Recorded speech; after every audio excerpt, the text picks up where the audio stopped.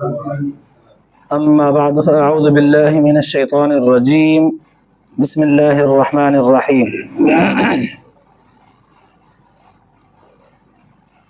وإن كان رجل يورث كلالة أو امرأة وله أخ أو أخت فلكل واحد منهما السدس،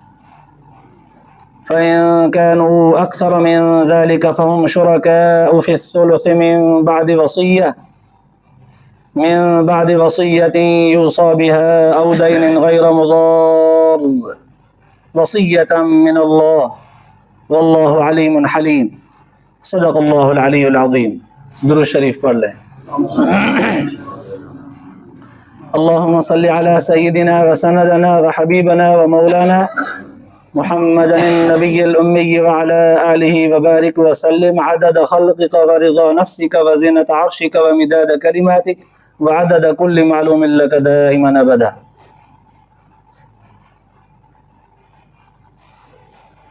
گزشتہ آیات کے اندر اللہ تبارک و تعالی نے میراث کے مسائل کو بیان فرمایا تھا. جو ساتھی اول سے درس قرآن کے اندر شریک ہیں ان کے تو ذہن کے اندر یہ بات ہوگی کہ سورۃ النساء کے نازل ہونے کا سبب کیا تھا. تھوڑا سا دہرا دوں تاکہ آج کی تلاوت شدہ آیات کا مضمون صحیح طرح سے سمجھ میں آ جائے. جنگ احد کے اندر اور جنگ احد سے پہلے تمام تر مجاہدین جو شہید ہوئے تھے ان کے بیوی بچوں کی طرف سے یہ شکایت آ رہی تھی کہ مثلا ایک عورت حضور علیہ الصلوۃ والسلام کے پاس آئی، دو اپنی بیٹیاں ساتھ لے کے آئی، عرض کرنے لگی یا رسول اللہ صلی اللہ علیہ وسلم میرا شوہر آپ کے ساتھ جنگ احد میں شہید ہو چکا تھا، اس میں سے یہ دو بیٹیاں ہیں مجھے، لیکن اس مرحوم کا میراث مال جو ہے ترکہ سارا کے سارا اس کے بھائی نے لے لیا، یعنی ان لڑکیوں کے چچا نے. اب ان لڑکیوں کا کیا بنے گا؟ چونکہ میں یہ کہہ چکی ہوں کہ یہ دو لڑکیاں ہیں میری، آپ کے ہاں دو بیٹے ہیں، ان کو اپنے بیٹوں کے نکاح میں لے لو تو بھی صحیح ہے. تو مل کر پھر بھی کسی نہ کسی طرح ان کے گھر میں ہوگی، وہ بھی نکاح میں لینے کے لیے رضامند نہیں ہو رہا، تو لہذا اب کیا بنے گا؟ اس وقت اللہ تبارک و تعالیٰ کی طرف سے یہ آیات نازل ہوئیں، لیکن انداز حضور علیہ الصلوۃ والسلام کا بیان یہ تھا کہ اس وقت حضور علیہ الصلوۃ والسلام نے فرمایا کہ اب اس کا جواب اوپر سے آئے گا. اس وقت جبرائیل علیہ السلام آئے، یہ صورت ساری نازل ہوئی. مختلف وجوہات، مختلف واقعات، کئی طرح سے سوالات، اشکالات حضور صلی اللہ علیہ وسلم کے سامنے آئے. اس کے بعد یہ صورت نازل ہوئی. اللہ تبارک و تعالیٰ نے اس صورت کے اندر یتیموں کے مال کے جو حصے بنتے ہیں اپنے والدین، چچا، بھائی، بہن، ماں، باپ کے ترکے میں سے ان سب کو بیان کیا. تو یہ بیان کرتے کرتے اس حد تک پہنچے ہیں کہ اس رکوع کے اندر سورۃ النساء پارہ نمبر 4 آیت نمبر 12، 11 نمبر آیت میں اللہ تبارک و تعالیٰ نے مرحوم کے بیٹی اور بیٹے کے حصے کتنے ہوں گے یہ بیان فرمائے. ان کے ساتھ ساتھ ماں باپ کے حصے کتنے بنیں گے اس کے بھی حصے بیان فرمائے، اور بھائی بہن کے حصے کتنے بنیں گے ماں باپ کے ساتھ وہ بھی بیان ہوئے. اور 12 نمبر آیت میں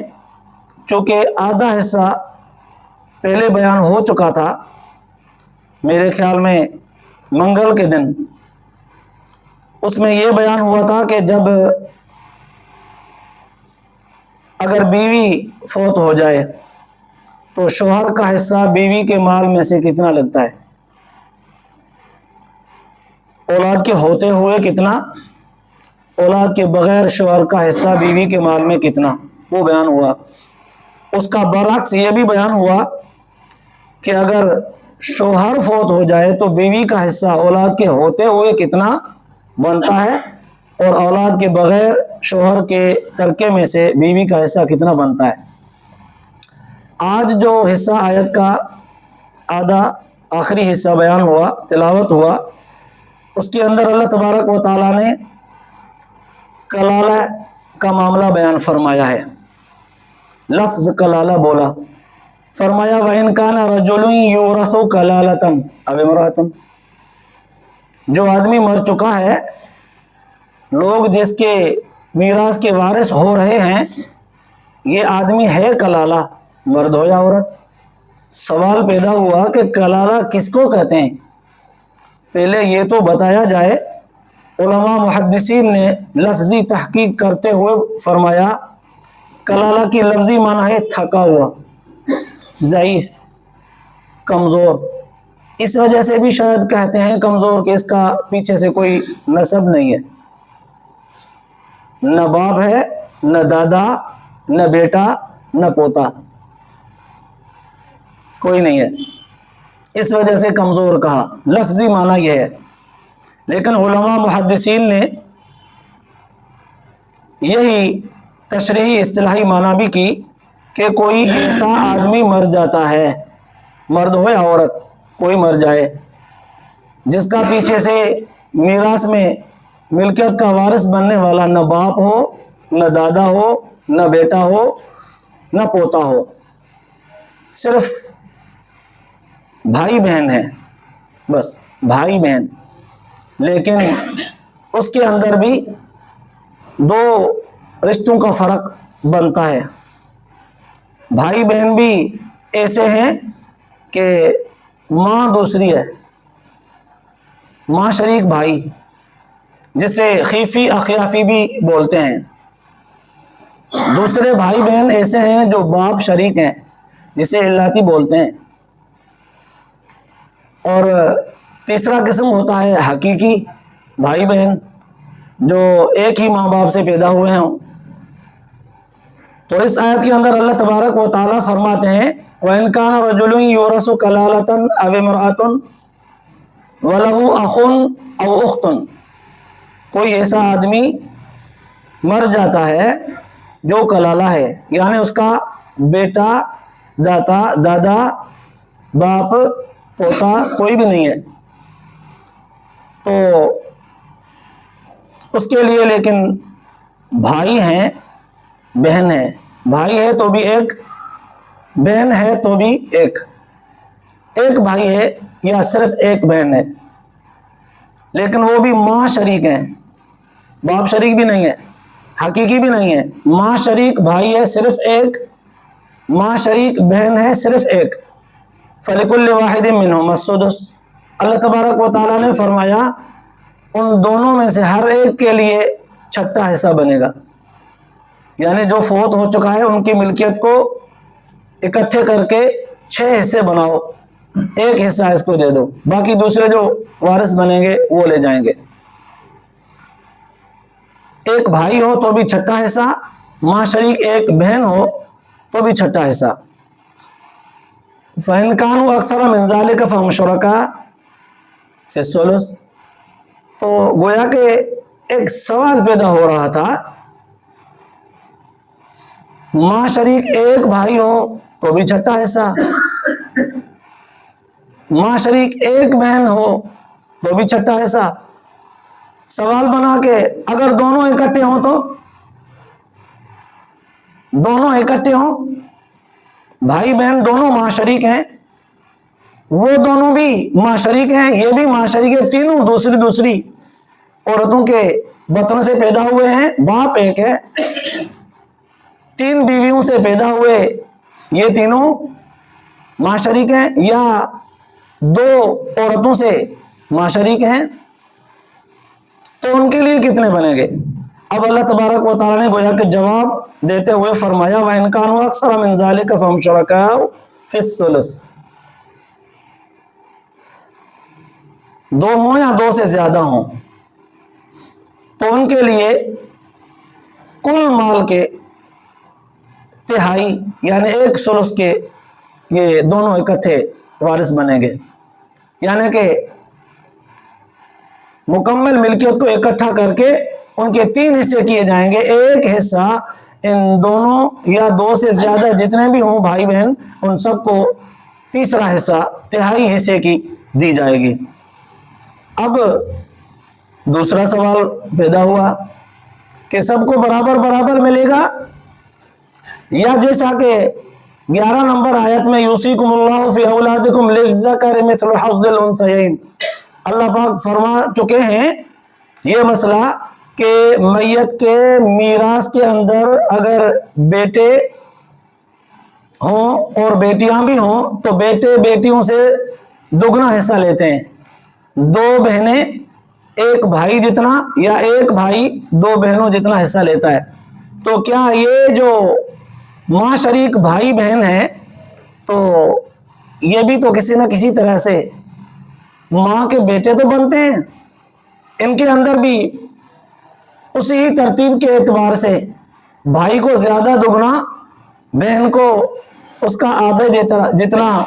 ایک حصہ ملے گا، یا برابر برابر؟ علماء محدثین نے اس کا جواب دیتے ہوئے فرمایا کہ برابر برابر۔ للذکر مثل حظ الانثیین کا اصول یہاں نہیں چلے گا،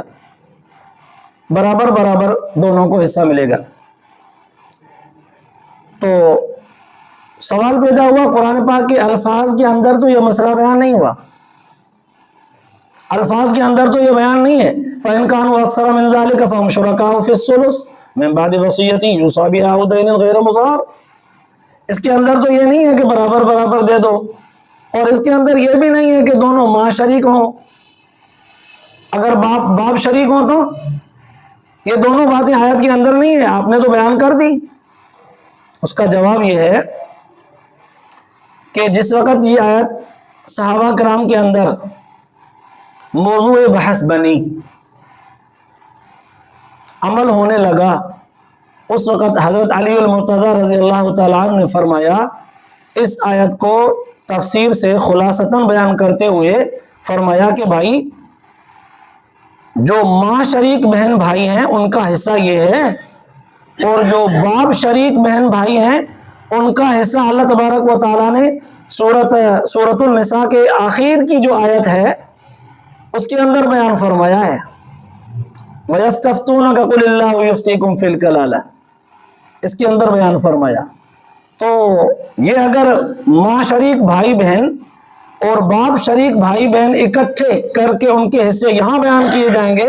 تو یہ تضاد پیدا ہوگا، لہذا قرآن پاک ایسی ہی تعلیمات سے پاک ہے۔ اس کے اندر ماں شریک بھائی بہن کا حصہ یہاں بیان ہوا، اور باپ شریک بھائی بہن جو ہیں وہ اخیر کی آیت کے اندر بیان ہوگا انشاءاللہ تعالی۔ اس کے بعد اللہ تبارک و تعالیٰ نے فرمایا، چونکہ علماء محدثین نے یہ قید بالاجماع معتبر فرمائی ہے، علامہ قرطبی رحمۃ اللہ علیہ نے بھی زبردست تفصیل کے ساتھ یہی مسئلہ ثابت کیا ہے، حضرت سعد بن ابی وقاص رضی اللہ تعالیٰ عنہ کی قرات کے اندر بھی یہ بھی تفصیل سے لکھا ہوا ہے، اور صاحب روح المعانی ابو بکر جساس دیگر حضرات نے بھی یہی بات بیان کی ہے کہ یہاں صرف ماں شریک بھائی بہن کا حصہ بیان ہوا ہے، باپ شریک بھائی بہن جو ہیں ان کے حصے آخر آیت کے اندر بیان ہوئے ہیں۔ اس کے بعد اللہ تبارک و تعالیٰ نے فرمایا وصیۃ من اللہ من بعد وصیۃ یوصی بہا او دین، لیکن یہ سارے میراث کے جو حصے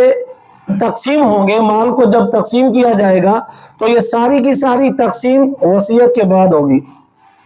اور میت کے اوپر اگر قرضہ ہوگا تو اس کو سب سے پہلے ادا کیا جائے گا، اس کے بعد وصیت اگر ہوگی تو اس کو بھی پورا کیا جائے گا، لیکن تیسرے حصے کے اندر ثلث کے اندر اللہ تبارک و تعالی جب وصیت کی بات بیان فرمائی اور قرض کی بات بیان فرمائی تو فرمایا غیر مضار، یہ ایسا لفظ بیان فرمایا کہ دنیا کے لوگوں کے اندر کبھی کبھار یہ فتنہ ہوتا ہے، کسی کی اولاد بڑھاپے میں کام نہیں آتی، خدمت نہیں کرتی، کہا نہیں مانتی، اکٹھے ساتھ رہنے نہیں دیتی یا ساتھ رہتی نہیں، تو کبھی کبھار ایسے ہوتا ہے ماں باپ بیزار ہوتے ہیں اور اولاد بھی ماں باپ سے بیزار ہوتی ہے۔ تو کئی جگہ پہ ایسے ہوا ہے، ہو بھی رہا ہے کہ باپ جب زندگی کے آخری ایام گزار رہا ہوتا ہے تو ساری کی ساری جمع پوچھی ملکیت جو ہوتی ہے وہ کسی دوسرے کے نام کر جاتا ہے کہ میری بچوں کو، میرے وارثوں کو نہ ملے، کیونکہ اس نے مجھے، ان سب نے مل کر میری توہین کی ہے، خدمت نہیں کی، عزت نہیں کی، احترام نہیں کی، میرے ساتھ ہاتھ نہیں بٹایا، محنت نہیں کی، میرے ساتھ کچھ بھی میرا کہا نہیں مانا، تو لہٰذا یہ میری ملکیت سے محروم ہونے چاہیے۔ یہ ساری ملکیت کسی دوسرے کو وصیت کر دی۔ اللہ تبارک و تعالیٰ نے فرمایا کہ وصیت تب ہی مانی جائے گی جب کسی وارثوں کے نقصان کے لیے نہ کی گئی ہو۔ مثلا وہ کہے کہ یہ ساری ملکیت میری، اس کی ہے، یا زندگی میں کسی کو دے دیا توفتاً ہبتاً، کسی کو مالک بنا دیا، یا دوسرا غیر مضار کا دوسرا پہلو کہ کسی آدمی کے ہاں ان کا قرضہ تھا، اب اولاد کو دینا نہیں چاہتا تھا، تو یہ بات بیان کی کہ بھائی میں نے ان سے قرضہ جو ہے نا وہ سارا کے سارا لیا تھا، اس نے دے دیا تھا، میں نے اپنے کاموں میں خرچ کر دیا، لیکن اس سے دیا نہیں تھا، جھوٹ بولا۔ یہ بھی اپنے وارثوں کو نقصان کے لیے کہہ رہا ہے۔ تیسری صورت، کبھی کبھار ایسے ہوتا ہے کہ کسی ایسے بندے کے بارے میں کہہ جاتا ہے کہ ان کا میرے اوپر قرضہ ہے، یہ سب کے سب قرضے میں دے دینا، حالانکہ قرضہ ہوتا نہیں ہے، بچوں کو محروم کرنا ہے بس، وارثوں کو محروم کرنا ہے بس۔ تو ایسی کئی صورتیں بن سکتی ہیں جن صورتوں سے اولاد کو، وارثین کو محروم کیا جا سکتا ہے، وہ سب کی سب صورتیں ناجائز ہیں۔ اللہ تبارک و تعالیٰ نے فرمایا وصیت کے بعد اور قرض اتارنے کے بعد، لیکن یہ ساری صورتیں وصیت اور قرضوں کی تب مانی جائیں گی جو وارثوں کے لیے نقصان دہ ثابت نہ ہو۔ ہاں، اگر کسی کو پتہ نہ چلے، کوئی بندہ ایسی خفیہ تدبیر بنا کے اپنے وارثوں کو محروم کر جائے، کسی دوسرے کو یہ ساری کی ساری ملکیت دے جائے، کسی کو پتہ بھی نہ چلے، ایسی صفائی کے ساتھ بات بیان کر جائے، اس کے لیے بھی اللہ تبارک و تعالیٰ نے فرمایا وصیۃ من اللہ، یہ ساری کی ساری باتیں جو ہیں وہ اللہ تبارک و تعالیٰ کی طرف سے بیان کی ہوئی ہیں، کسی ایرے غیرے کی طرف سے نہیں ہے۔ اور واللہ علیم، آپ نے جو اپنی طرف سے خود تدابیر کی ہیں خفیہ، جن سے اپنے بچوں کو یا حقیقی وارثوں کو محروم کرنے کی جو خفیہ تدبیریں کی ہیں، واللہ علیم، اللہ جانتا ہے، لوگ نہیں جانتے لیکن خدا جانتا ہے۔ لوگوں سے آپ چھپ گئے لیکن خدا سے نہیں چھپے، واللہ علیم، خدا کو علم ہے۔ پھر سوال ہوا کہ جب اللہ تبارک و تعالیٰ کو اتنا سارا علم ہے تو سزا کیوں نہیں دیتا؟ علماء محدثین نے زبردست یہاں الفاظ بیان کیے ہیں۔ قرآن پاک کے اندر کئی جگہ پہ حلیم کی صفت اللہ تبارک و تعالیٰ کی بیان ہوئی ہیں، کئی جگہ پہ۔ حلیم کے الفاظ کی ظاہری معنی تو یہ ہوتی ہیں کہ بردبار، حکمت والے، لیکن اللہ تبارک و تعالیٰ ہر جگہ پہ اپنی اپنی طرف سے حلیم کا لفظ بیان کر کے خود بیان کر لیا ہے کہ ہماری حکمت یہاں کون سی ہے۔ مثلا مفتی شفیع احمد رحمۃ اللہ علیہ نے لکھا، اور مولانا اشرف علی تھانوی رحمہ اللہ نے بھی لکھا ہے کہ کوئی آدمی دنیا کے اندر کوئی گناہ کرتا ہے، غلطی کرتا ہے، جان بوجھ کر کرتا ہے، اور کسی کا حق کھاتا ہے، چھپاتا ہے، دباتا ہے، کسی کو دیتا نہیں ہے، کسی سے چھین کے کھا جاتا ہے، لیکن وہ الفاظ ایسے بولتے ہیں، پھبانے والے، کھا جانے والے، ایسے بولتے ہیں جیسے دنیا کے لوگ سمجھتے ہیں کہ یہ سچ مچ یہ ان کا حق بنتا ہے۔ دنیا کے لوگوں کے آنکھوں میں ایسی دھول ڈال جاتے ہیں کہ دنیا کے لوگ سمجھتے ہیں یہ تو بالکل ان کا حق لگتا ہے۔ تو اللہ پاک نے فرمایا علیم، مجھے علم ہے اور سزا نہیں دے رہا، تو یہ سمجھتے ہیں کہ شاید مجھے سزا نہیں ہوئی اور یہ میرا جھوٹ، یہ میرا فریب، یہ میرا دھوکہ کسی کو معلوم نہیں ہے۔ اگر یہ میرا جھوٹ، میرا فریب، میرا دھوکہ ہوتا تو سزا ملتی، سزا بھی نہیں ملی، تو لہذا میں بچ گیا۔ حلیم کا لفظ بیان فرما کے یہ بتا دیا کہ بچ نہیں گئے بھائی، حکمت کے تحت آج سزا نہیں دی کل دے گا، کل نہیں دی پرسوں دے گا، پرسوں نہیں تو ایسی جگہ، ایسے وقت میں دے گا جہاں تم یہ اپنی غلطیاں بھول چکے ہوگے، اس وقت دے گا۔ اگر اس طرح بھی نہیں دنیا میں تو قیامت کے دن تو ضرور ملے گی۔ حلیم کے لفظ کے بیان کرنے کا خلاصہ یہ بیان فرمایا کہ کوئی گناہ کر کے ایسا نہ سمجھے کہ میں بچ گیا، کوئی غلطی کر کے کسی کے ساتھ ناجائزی ناانصافی کر کے یہ نہ کہے کہ میں بچ گیا، بچ نہیں گیا بھائی، یہ حکمت ہے، آج نہیں تو کل نہیں پرسوں سزا ہوگی، زندگی میں نہیں تو موت کے بعد تو ضرور ہوگی۔ تو لہٰذا اللہ تبارک و تعالیٰ نے یہ میراث کے تمام تر حصے تقسیم کا طریقہ کار بیان کرتے کرتے ہر آیت کے ساتھ فرمایا من بعد وصیتی یوصی بہا او دین، پھر فرمایا من بعد وصیتی یوصین بہا او دین، پھر آج کی آیت کے اندر فرمایا من بعد وصیتی یوصی بہا او دین۔ ہر جگہ پہ وصیت اور قرض اتارنے کے بعد تقسیم کرنے کا حکم فرمایا۔ لیکن پھر بھی ایک سوال باقی ہے کہ فقہائے اعظام نے تو لکھا ہے کہ جب کوئی آدمی مر جائے، مرد ہو یا عورت ہو، تو سب سے پہلے اس کا دین، قرض جو ہے وہ اتارا جائے۔ اگر ساری اس کی ملکیت، سارا مال اس کے قرض میں چلا جائے تو چلا جائے، لیکن پہلے قرض اتارا جائے۔ اللہ تبارک و تعالیٰ نے تو ہر جگہ جہاں جہاں بیان فرمایا پہلے وصیت کا بیان فرمایا، دین کا لفظ بعد میں بیان فرمایا، لیکن فقہائے اعظام اور احادیث مبارکہ کے اندر بھی پہلے قرض اتارنے کا بیان ہے، قرآن پاک نے پہلے وصیت کا بیان کیا۔ یہ کیا ماجرا ہے، سمجھنے کی بات ہے۔ تو علماء محدثین نے لکھا ہے کہ چونکہ وصیت جو ہوتی ہے وہ وصیت بھی بغیر کسی عوض کے ہوتی ہے، جیسے میراث میں وارث اپنے باپ دادا کی ملکیت کے وارث بنتے ہیں، وہ بھی بغیر کسی عوض کے بنتے ہیں، تو وصیت میں بھی کسی کو جو مال دیا جاتا ہے وہ بغیر کسی عوض کے ہوتا ہے، ایک مشابہت۔ دوسری یہ کہ کسی